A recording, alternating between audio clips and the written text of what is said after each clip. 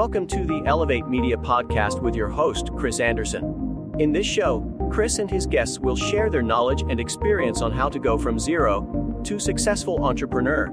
They have built their businesses from scratch and are now ready to give back to those who are just starting. Let's get ready to learn, grow, and elevate our businesses. And now, your host, Chris Anderson. Welcome back to another recording of the Elevate Media Podcast. I'm Chris Anderson, your host, and super excited that we are now getting into the ability to record in person. So if you're watching this is our first in-person recording day. So, and my guest is the kickoff to that. So Jason Hertenstein, which is Hertenstein. I was going to mess it up, but up Hert's BBQ here locally in Indy. Super excited to have you on, Jason. Yeah, absolutely. So, we can say, dive into your story, who you are, what you do, but Hert's BBQ here in Indy. Why barbecue? Why a barbecue in a trailer? All right, so I'm going to have to go back a little bit. Yeah. So cooking has always been in my life since very young age. It's one of the first memories I even have is helping stack printing memes on the forge with my grandmother. And just over the years it progressed. When my parents got divorced, my mom worked until a certain hour, so I just started cooking dinner. Mm-hmm. Jumped forward a little bit more over the years, just continued to cook. In high school, I was going to be either an architect or a chef. Okay. And my grades were not good enough to get into architectural school. But a friend of mine said, if you love cooking, don't be a chef because it will take a lot out. He goes, if you really enjoy doing it and for your family and stuff, then stick with that. It's a different ballgame when you go into a profession. So I took his advice, still didn't know what I was going to do, and ended up going to school for graphic design. Right. And then continued on cooking over the years. My wife and I have 5 friends, she has 2.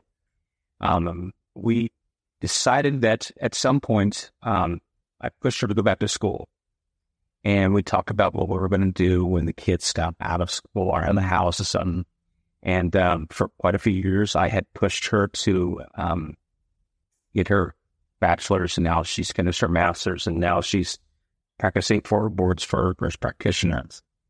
So a couple of years back, she had said, hey, the kids are about to come out of the house. Why don't you go back to culinary school like you always wanted? And I said, all right, sure, why not? And she pushed me a couple of times, and she said, get on the computer, do it now. And I signed up for the first place that popped up. And while I was going through that, I was like, okay, what am I doing this for? What's the end game? So I started researching, food trucks, food trailers, and what sells and what doesn't sell. And when I started reading about barbecue, I was kind of hooked on it. Okay. I love cooking outdoors. I love being outdoors. I love fire, living fire. So I decided that I was going to go around Indianapolis and try different barbecue places. I came upon a place that was very well respected within the barbecue community. It was fairly new. So I went there, and it's probably the best brisket I've ever had. Okay. So the gentleman had a T-shirt on that said Franklin's, and I said, oh, have you been down to Franklin's? And he said, that's where I used to work.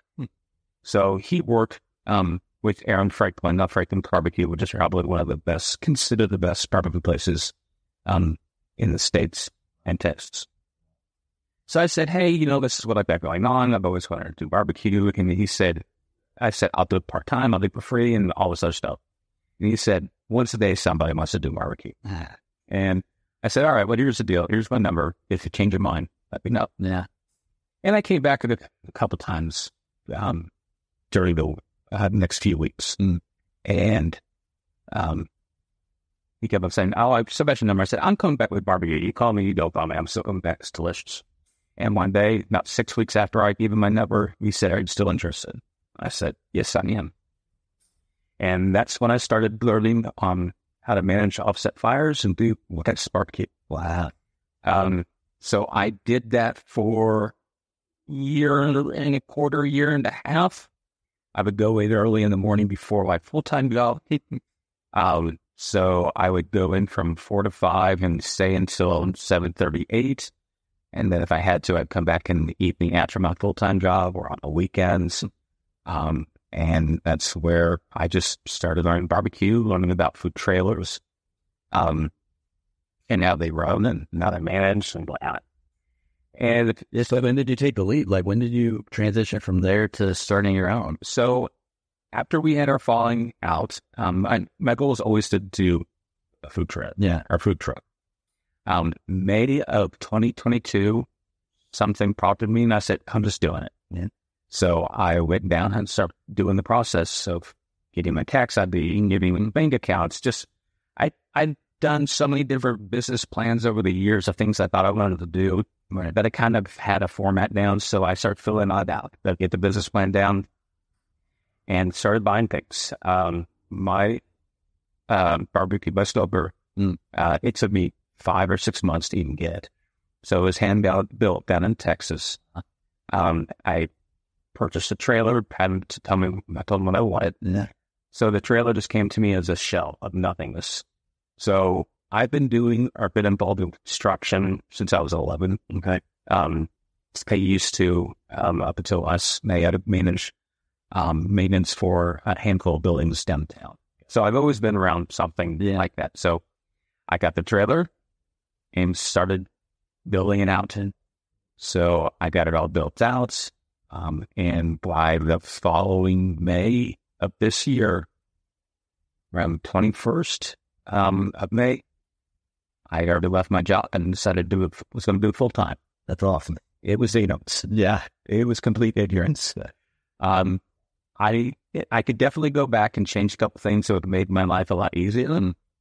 But my thinking on it was, if I would do work for somebody for a certain amount of time, it would take that much time to get to where I needed to start. I said, I'll have to just jump in. I'll have to be forced to swim, and I'll figure it out. Right. Again, ignorance. The ideas that I had for it were, I was going to open this trailer. There was going to be a huge line. I was going to be a hiss of success. And everything was going to be roses. And the first service I had, I did it at my wife's hospital, IU Methodist. And she hiked me up and everything. And I did a service, and I had ribs and chicken and brisket and pulled pork and, half a dozen sides and all kinds of stuff, because I knew there was going to be a lineup. No. First of all, the generators were propane and gas. I had plenty of propane tanks, and they didn't work. So before service, I'd set it up. I was like, well, what am I going to do? Because power wouldn't work. Every service I have now, I say, okay, what can I do to learn from this? But what can I learn? What can I learn? And I realized, I said I wanted to jump into it. And here I am. So I would say half my services are just fine, but don't go off with any type of problem. The other half, you learn painfully. Yeah. So every time. So yeah, the big thing for me has been my wife's support, my family support, friends. I mean, just anybody and everybody I know. Even people just want to help you out naturally. I think the idea that somebody sees somebody do something like that and then does it. I think there's so many people out there that have these dreams that fall to the wayside for whatever reason. Usually it's stability, things that they feel comfortable with. And starting any business is anything but comfortable and easy to led there. Yeah, I mean, your story kind of resonates with mine.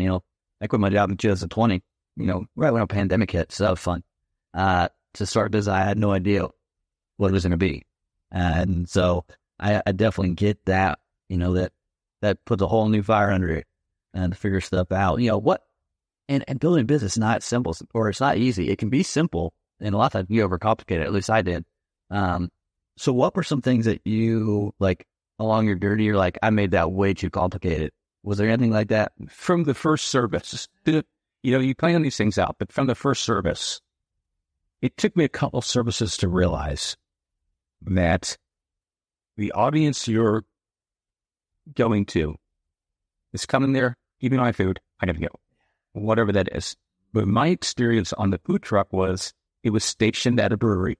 Yeah. It had a business. They didn't have food, so they were the food provider. Yeah. So I based my stuff off of that. And really, after a few services, I said, okay, I can't serve everybody. Right. I've got to go and say, all right, if I have brisket and pork, brisket's going to win. If I have brisket, pork, and ribs, brisket and pork's going to win. If I had to eat, you have so many selections. Yep.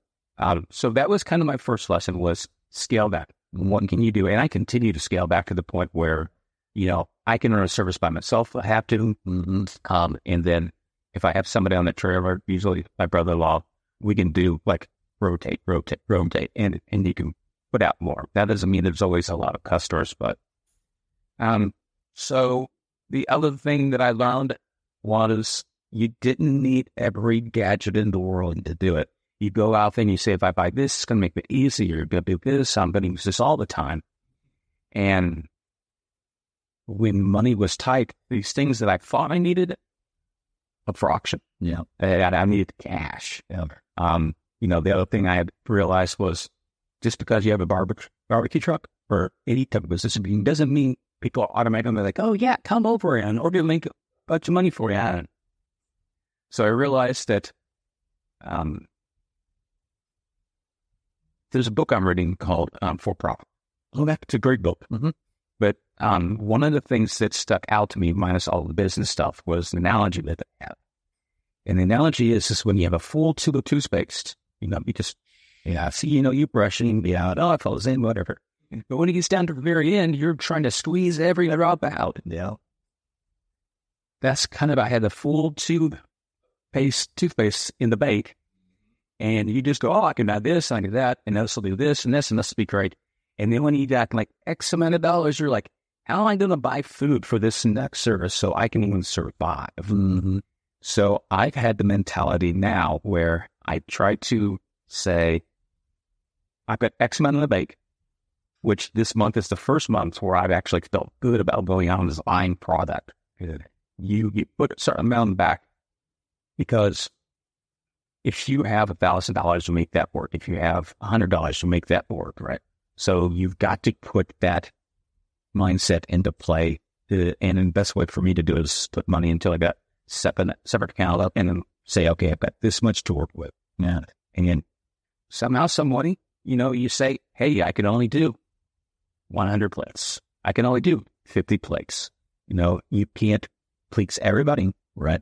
You have, as the owner, you have control over it. You can say, sorry, I'm sold out. And as much as you hate not having enough for everybody, you walk into it saying, I can afford this. Yeah. And when it's done, it's done. Well, that sometimes even helps business with that scarcity. People once they realize oh, they're only going to have so many places. The place in Texas, my wife's from Texas, Bodacious Barbecue, a chain down there.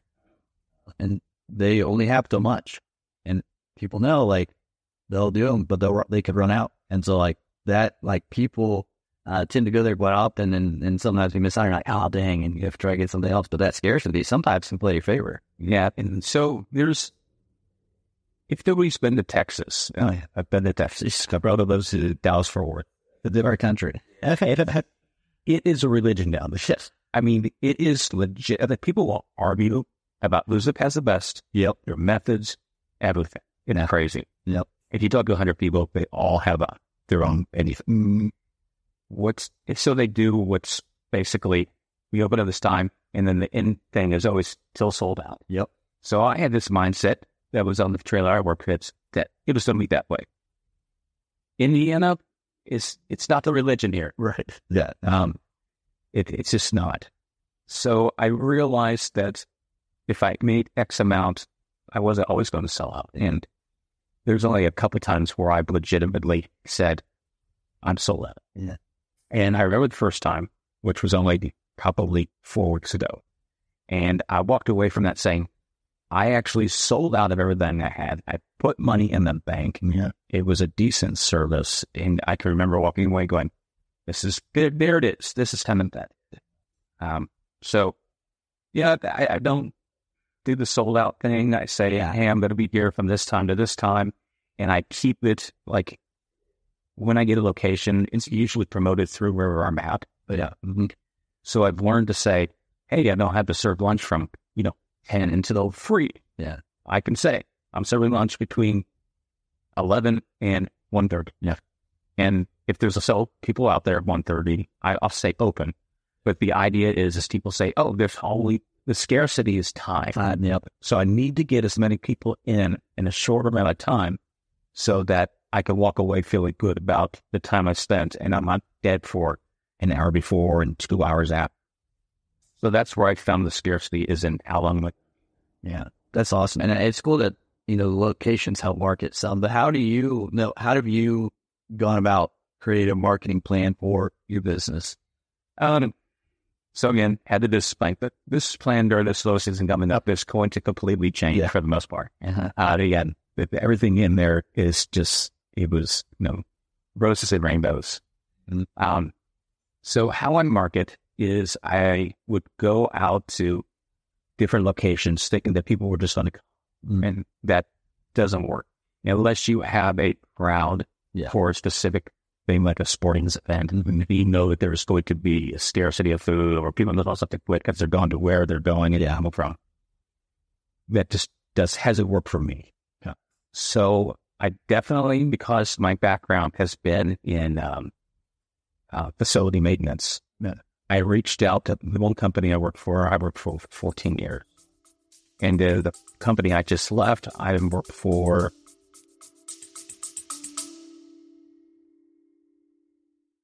You love listening to podcasts, but have you ever thought about starting your own podcast? Maybe you want to build a brand, grow your business, or are looking for an excuse to talk about your favorite hobby. Whatever your reason for making a podcast, Buzzsprout is the place to start. Since 2009, Buzzsprout has helped over 300,000 people launch their own podcasts. Buzzsprout walks you step by step through the whole process and will give you powerful tools to start, grow, and monetize your podcast. Ready to get started? Click the link in the show notes to get our free step-by-step guide to starting your podcast today. Year and a half, 2 years, but they knew that the manager was a friend of mine for 10 years. So she knew what I was doing. Yeah. I was not blindsiding them by any stretch of imagination. They knew honestly. So I started reaching out to property managers and anybody I knew within the industry. I've always been on LinkedIn for quite some time, so I would reach out to the marketing managers at other places, and that's kind of where I've survived.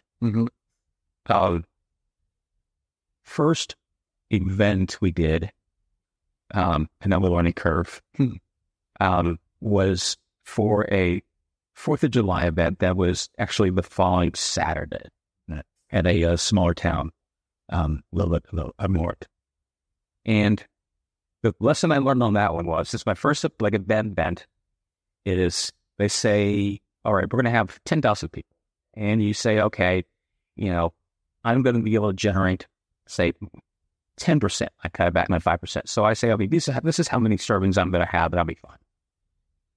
Well, it's funny is when you do an event, they say, hey, this is kind of where you're going to be or whatever. You're like, okay, it's great. It's going to be 10,000 people. So we get up in the morning and it's delayed 2 hours because of storms. Storms killing that. So that's one. Which weather is a big thing. You can't get out of the weather. You either have to adapt or reschedule. You learn very quickly that you do not have to do a service. You have the right as an owner to change certain things, and you need to manage those and realize quickly when you need to change. So this event, it was pretty much set up almost like a T. That street here, street there. Yeah. This is where all the food vendors were. We were, but down here on the level at the very end. So it's funny because you think, oh, this is going to be a great location because of the event. Well, it's location. So now you say, all right, and I'm going to say, hey, I'm coming to this. Where am I? What's the layout of the structure? Am I in with how it's going to be? And So you see, I learned from that. Well, then the other thing is I had an event that was about 2 weekends ago, very large event, in Indianapolis. Okay, huge. Cool. And you say, okay, they're going to have 30,000 plus people. It's an event that I've been going to since I was a child. Yeah. And I've probably been to this event no less than 35 times out of my 40 plus years of living. Okay. So I knew how it was laid out. I knew what the flow was and everything. And I said, okay, they said, you're going to be here, here, here, here. And you look at the map and stuff, and I go, this is be great because this is where the buses get dropped off and this is where they go. So I will be the first thing they see and the last thing they see is they leave and stuff and go for it out. So they're like, okay, I'm going to do the event. So you, larger events, you had to pay a fee. Yeah. I was very nice to work with a gentleman who gave me, percent discount because he knew I was new. And, I told him my story about how we brought our kids there and I'm there as a kid. So location. I get there and I realize they're not dropping people off anymore. First year I've ever done it where I've been to it. Wow. Everybody's super excited. And there's a handful of vendors on the stretch. We all say thinking the same thing. It hits 11. And you're like, where's everybody? You see the crowd up there. Yeah. 11:30. They come to you and say, hey, we're trying to get signs up to direct people over. I'm like, where are all the people at and something like that? And, we decided because it dropped a couple people off and bus and stuff. They said, we changed it to over here. So we were all like, so not only are we not getting people in and out, there's absolutely no reason for them to walk over because there's nothing going on here. Mm-hmm. We were put in a location that required people to want to come over. Yeah. And I was expecting to be able to make enough money to sustain the dead time during the winter months. Saskatchewan. Did not. Did not. I'll be honest, I made $188. Person I paid to help me made $315 or something like that in time and labor and I was like, yeah.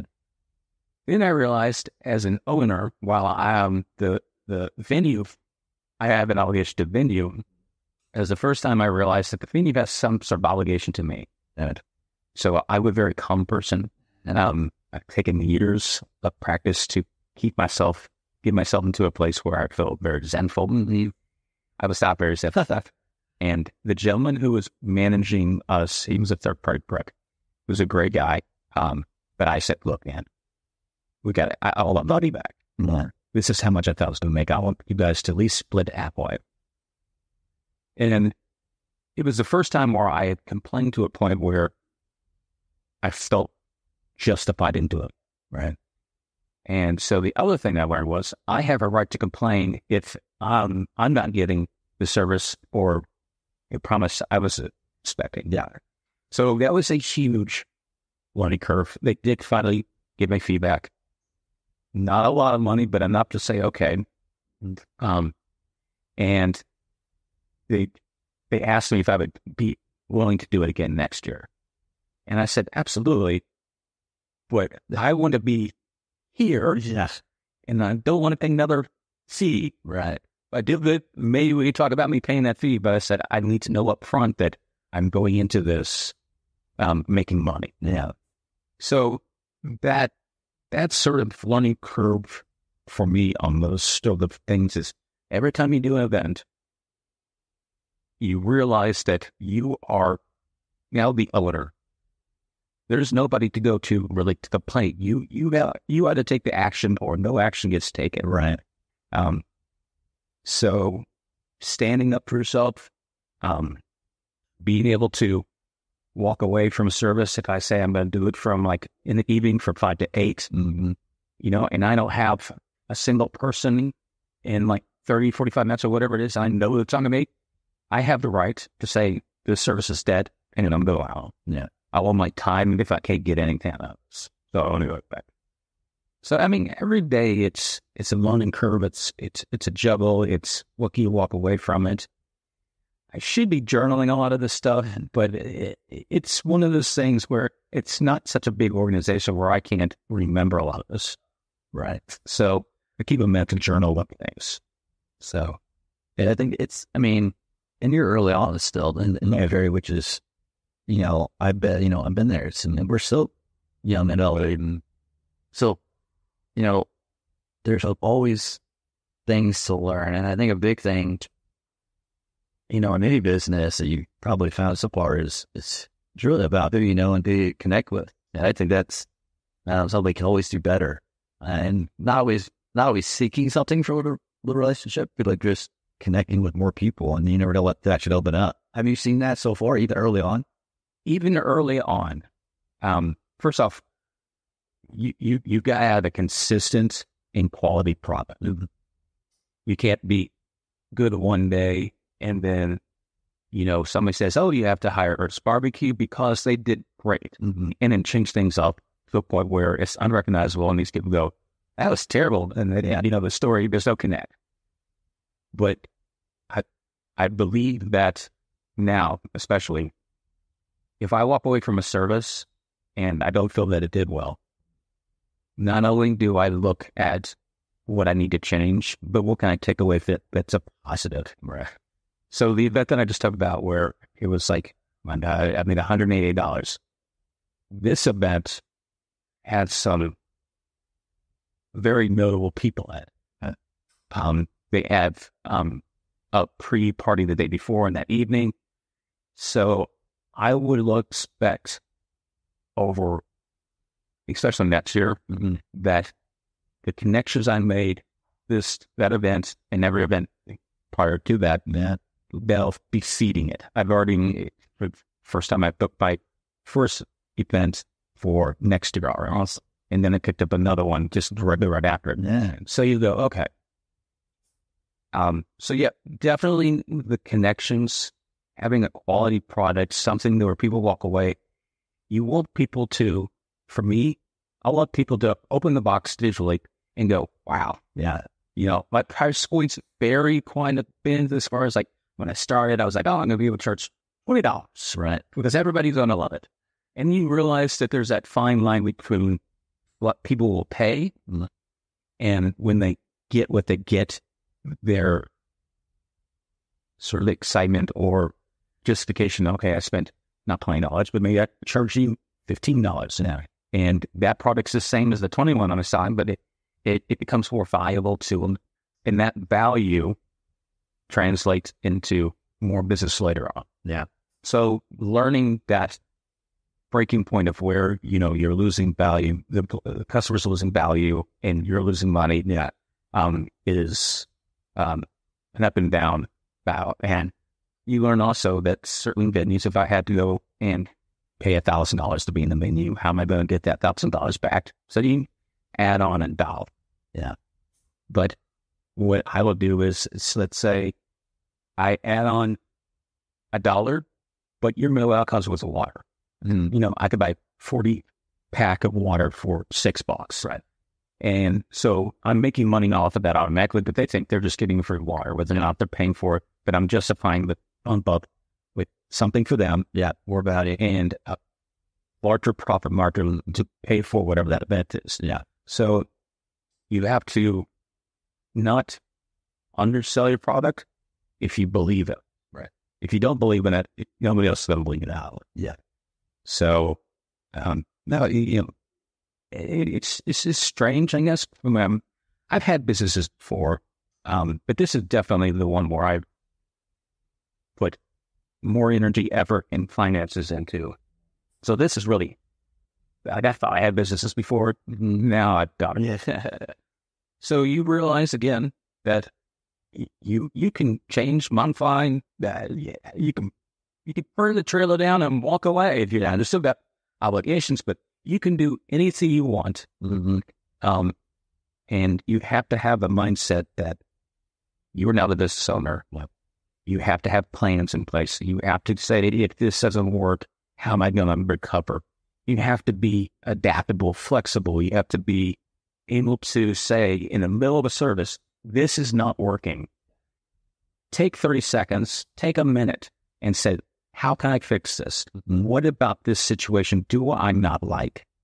And how do I change that? If you could change it, change it. If you can't, you need to, modify it in a way that makes it less painful. So it's really what I feel this summer has been for me. And that is, it was the condensed version of me jumping in the pool and having a swim, as opposed to spreading out the pain or working for somebody for 2 years. I'm learning constantly. Now we're going to the slow season. Yeah. So, okay, I things are slowing up, whatever. And I've always told my kids and employees I've had over the years, I said, if you're wanting to quit, or if you're wanting to change careers, or if you're wanting to change software, whatever that is, the best time to do that is while you've got a job. Yeah. Don't quit your job and then decide you're going to do this. Yeah. I've said it years and years and years.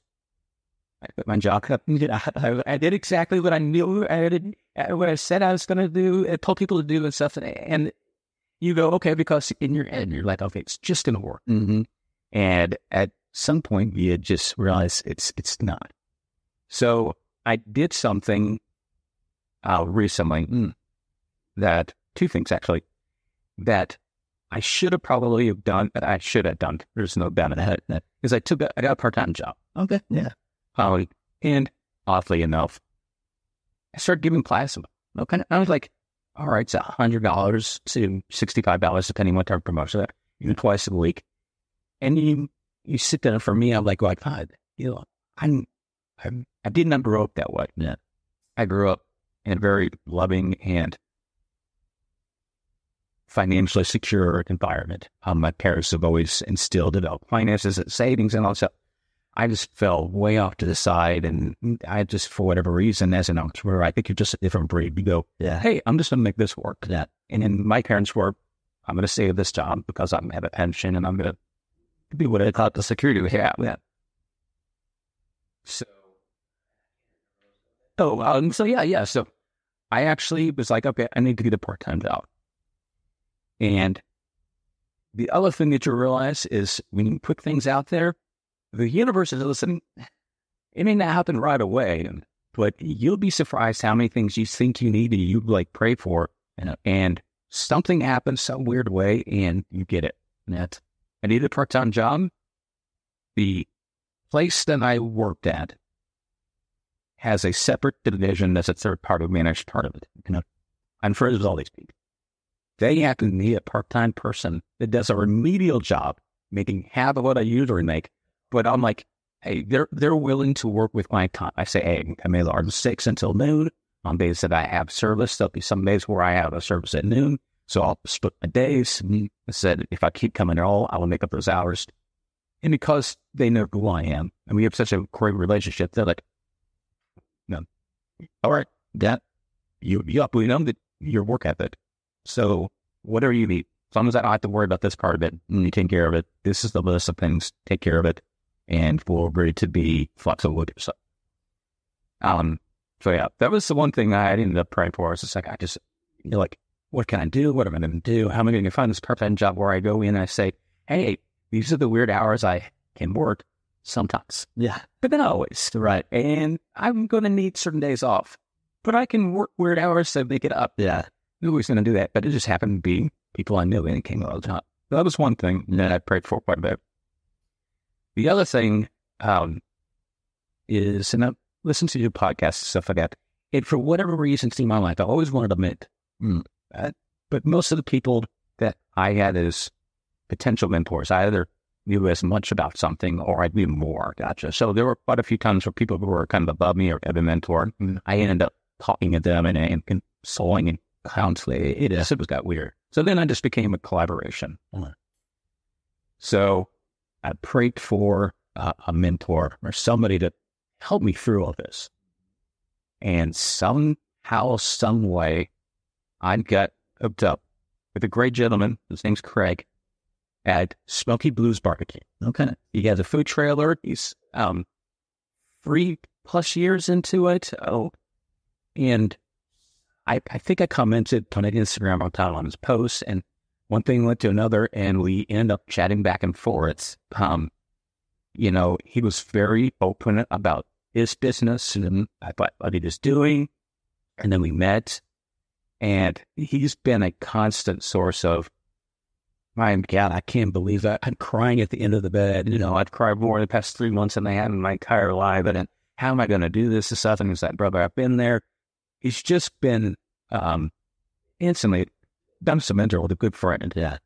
And today I'm actually going to help him out because he needs help at a service. So I'm going up to Noblesville to help him out. Yeah. And while it's me helping him out, it's also an opportunity that I'll be able to look at how his operations are. Yeah. I mean, he talks about his finances. He talks about this. He talks about everything. He's been extremely open. So if there is, and he's also said, hey, I've got this event that I can't do. He's giving me stuff. Yeah. He's large enough where he can fill his weeks up and be able to say, I just can't throw in one more thing. Yeah. But if you're going to need a barbecue place, I would suggest Hert's Barbecue. Awesome. So that's been a blessing that I knew that since a mentor should be in everybody's life, I just never really kind of got that. I had a lot of people who supported me, and a lot of people who listened to me. Yeah. But I never had parents, but I mean, I can't say it too. Hey, Mom, Dad, tell me about barbecue business and how to run food trailer. If you may not be all right. So, yeah, I was very lucky with that. So, yeah, I mean, I've already got my schedule set up. And I feel like this month has been the most solid month I've had. And I think it has to do with all the anxiety I had leading up to that very large event. I was going to quit. I was going to do it. I was looking for excuses not to do it. I was scared the hell out of it. I think that's the other thing you've learned. It is like for that event, going through it, you go, I can do it. Yep. And I went into it. My wife was like, whatever you decide, she goes, I support. But if you do not do this event, you will regret it instantaneously. She's like, you're good. So all of a sudden, it was just weird. Like, it happened on Friday and Saturday. Somewhere around Saturday and Monday, I already had everything in place. I planned it out and everything. And I was like, oh, this is no. I was going to do it. And then there was these roadblocks, big ones. Yeah. And I was like, somebody's trying to stop me. My wife is like, you just wants to know, do you really want it? Yep. And there's that point where you say, if I don't do this, you're telling everybody, not just your kids, your family, that yes, I'm in for it, except for when it's really difficult. And when it gets difficult, I can just crawl back and say, it didn't work out. Yep. I think doing the event minus the financial aspects of it, just being able to say that you were doing it and showing everybody that you can keep a promise to yourself and follow through. And the gentleman I was my contact, some of that, he was very good about not letting me quit. Yeah. I understand, but have you done this? That sounds terrible. Have you done this? Like he's not going to let me say no more than my wife's not going to let me say it, right? So I finally, you just all of a sudden, I started doing those big obstacles. And at the end of each big obstacle, I was like, okay, I'm doing it. Yeah. So I think you have to find it within yourself to push through those things that are scary or difficult. And, you have to tell yourself, okay, the worst thing that can happen is I don't do the event and I find something else. But what's the best thing that can happen? That's I could do the event and I could make lots of money. And I didn't make lots of money, but it was some of that obstacle, that big chunk of obstacles that made me realize, you know what, you really can't do that. Yeah. Not at a time of day, don't watch TV, don't get online, don't have to do electronics, unless it's working towards that something. Yeah. Become very aware of how you're spending your time. Mm-hmm. The whole idea of I don't have time. Yeah. It is you do. Yeah. I think that's where a lot of people fall short for themselves is they say they don't have the time. And as a business owner, you have to really protect that time and know what's stealing that time. I feel like this month has kind of brought a lot of what I struggled with into a place where I say, I don't have to stress out. I've done it now. Now I need to do more. I need to see how much did I do, how much did I plate, until it finds a breaking point. So this week I have 9 services between Monday and next Saturday. A lot of double up during the day. And I start my part-time job Monday. So I done my part-time job. Yeah. And I have double events. I have 9 events. I have all except any boom. I just did that large events. I'm figured out. Yep. Worst case scenario is I go there. I can only sell 20 things. Yep. Sell 20 things, get out and go on to the next thing. Do I only have this amount of time? So yeah, this month has been very rewarding because it's sort of like when you watch a movie and you're like, I don't know how this is going to play out. Yeah. And then you get to the point where you're like, I see how it's going to lay up. I see how it is. So yeah, never give up. Never. Yeah. That's the only time you fail. Yeah. I agree. Yeah. When you give up, that's the only time you can really fail. And I think that's a great kind of end cap to this conversation. It's been awesome. I think so many people out there who are starting, who might be at the same level or same kind of place in the race, can take so much from this. Just with your transparency and showing, how you've overcome those obstacles and everything, Jason. And this has been really good. I really appreciate you sharing, and I'm excited to see you continue to overcome obstacles that are going to be in your path. Because, I heard it one time, new levels, new devils. There's always something that you're going to come into contact with or face, no matter where you are in your journey. No matter if you're making millions, trillions, or your first dollar, you're always going to have something. So this has been really a great conversation, and so much that people can take away and just use as motivation, use to implement into their journey. And so I appreciate you sharing today. Yeah, I'm happy to be here. This is one of those things that I would have never even expected to happen, but here I am. It's been a great experience meeting you and being undercovered. For sure. So Hert's Barbecue, where can people find you if they're local here in Indy that get in contact? I go to hertsbarbecue.com. That's HERTSBBQ.com. Or they can follow me or hit me up on Instagram or Facebook, which I'm not that great about checking for whatever reason. But yeah, hit me up on my website. Hit me up on Instagram. There's an email link there. And yeah, if you've got any events, just hit me up and I'll see what we can do. Awesome. Well, again, thank you so much for being on today, Jason. Appreciate it. Yeah, absolutely. Thanks. Yeah. So if you know someone who's starting their business or just getting into, especially in the food truck industry or anything like that, share this with them. Let them know that they're not alone in the obstacles that they're facing and that they can overcome them as well. So together, sharing this, we can reach so many more people. But until next time, continue to elevate your lives, elevate your brands, and talk to you again soon. Thank you for listening to the Elevate Media Podcast. Don't forget to subscribe and leave a review. See you in the next episode.